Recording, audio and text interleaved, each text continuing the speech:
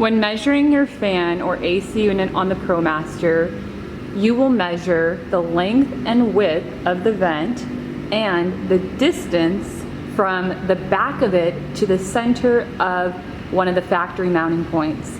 So on this particular Promaster, we have 4 factory mounting points on each side, and they look like this right here. And so the measurement that we need will be the distance from the center of this mounting point here to the back of where your fan sits. And now you might need to use a straight edge in order to line this up properly.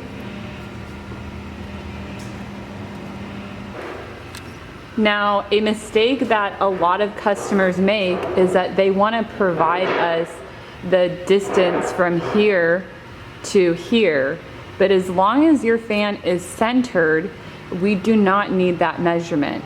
If your fan is not centered on your van, then we will need to know the distance from the factory mounting point to your vent. So on the sheet provided by a sales rep, you're going to indicate the length and width of your fan or AC unit and give us the distance from the center of one of the factory mounting points to the back of the fan.